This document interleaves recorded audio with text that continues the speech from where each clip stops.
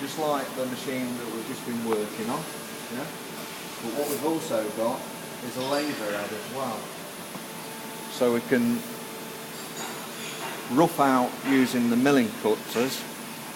So if we've got a cavity that we want to laser, rough out with that and then finish it with the laser. Because the laser can get a lot more accurate into corners, because with a milling cutter you've always got your radius in your corner, whereas a laser we can go down to 30 microns in radius, so we can get a lot sharper corners. Do you remember when, for example, we were trying to do that simple spline activity, and we put a radius on the spline, and some of you were trying to identify particular, let's cut it out with as large a diameter as possible, but you can't achieve the radius.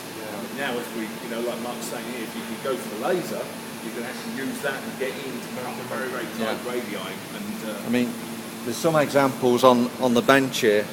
So these are for Rolls-Royce blade repairs. This is a standard blade repair which is done with a grinding tool manually, and this is a blade repair done with the laser, so you can see the components are a hell of a lot smoother finish,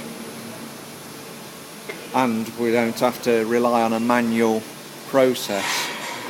Also, we can do extreme detail, so you can see these are meshes that have been laser cut. If we look under the microscope, see them a bit better. So what do you think the minimum size of components? Size of components. What's the minimum size, well really, of cutting path you could produce? What's the minimum cut? Any idea? Are we talking millimeters? No, microns. Microns, okay. 30 microns. How many? That's 30 microns.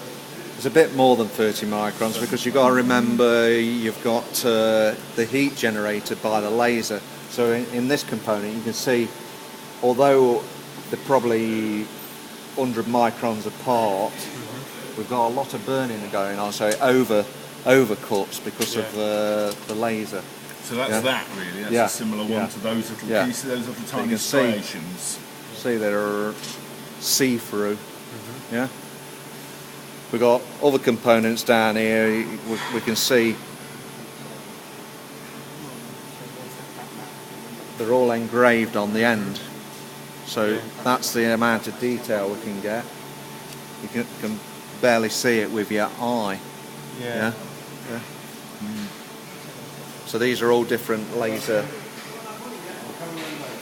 components. This has been lasered out. This is a lens, a mould for a lens.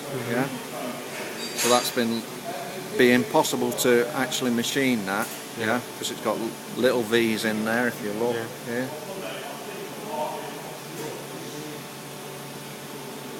So using conventional machining would be very hard. Yeah.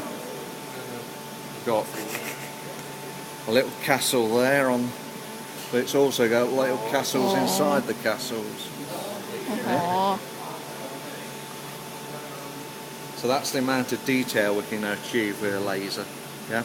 But it's limited by the depth we can achieve. Yeah.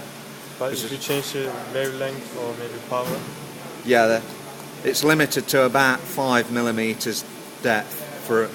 It's basically for making small moulds, really.